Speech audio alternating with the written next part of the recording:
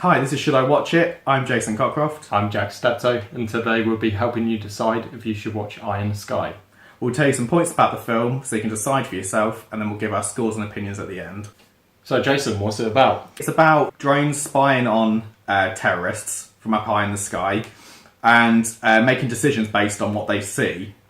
We see it from the point of view of the government and all their little think tanks, from the drone pilots themselves, and then we also see it from the ground view as well, with some of the people that are helping on the ground. And it's quite good in the sense that it shows you a point of view from every person, but it doesn't necessarily try to make you decide what's right. It just kind of shows you all of their opinions.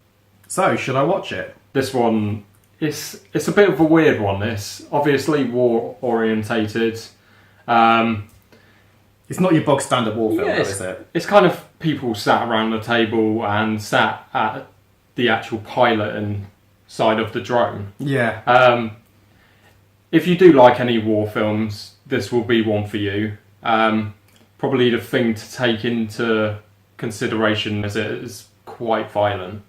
I mean, when it happens, it's the explosions, everything like that. It's quite graphic. It is, but at the same time, it's not like a massive action flick. So if you watch the trailers and thought, oh, they've got some drones and they're going to start shooting missiles at everything, it's not that. But it doesn't need to be, in my opinion. Yeah, this one's just a massive pro and con list, basically. People sat around a table, and I mean, I can see where that can be boring. Yeah. When people were just sat around a table thinking about, oh, should I do this? No. Should I do that? Yeah. Okay, we've got two people coming from both sides here. That's literally the film. It's about people deciding and trying to figure out who to go to just to find out whether this missile should be fired. Yeah, it's very political, and you find as well that it kind of shows the point that people don't want to be accountable for their decisions. And it kind of shows the whole process of how things can just get escalated.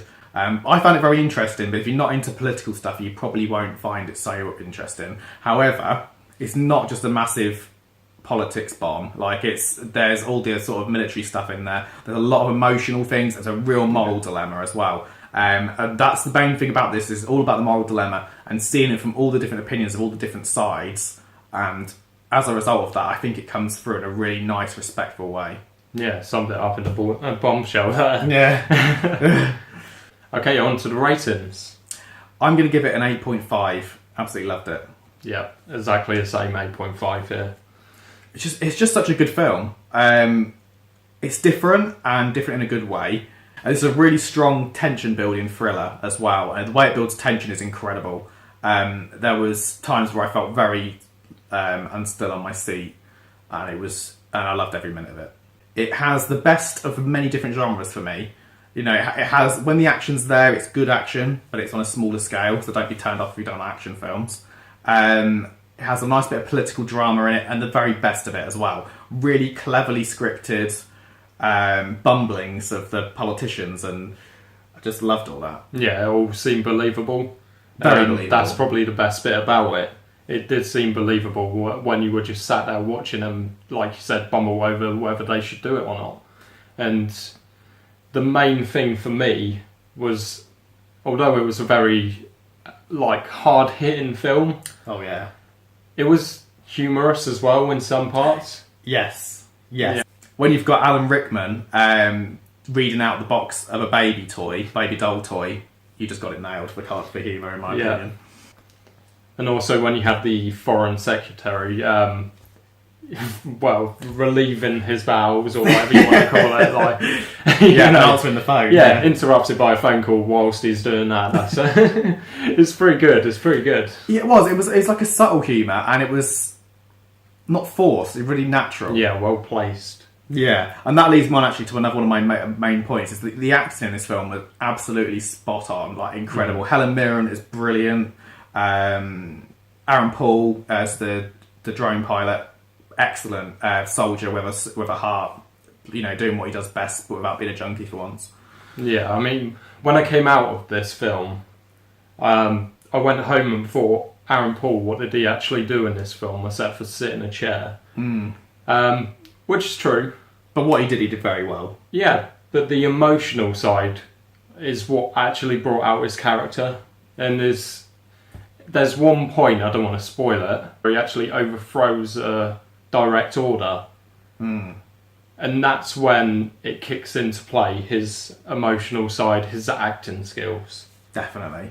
Oh, all of them. Like, even the unknowns that I hadn't seen before, really. Alan Rickman as well, I can't actually hit home enough.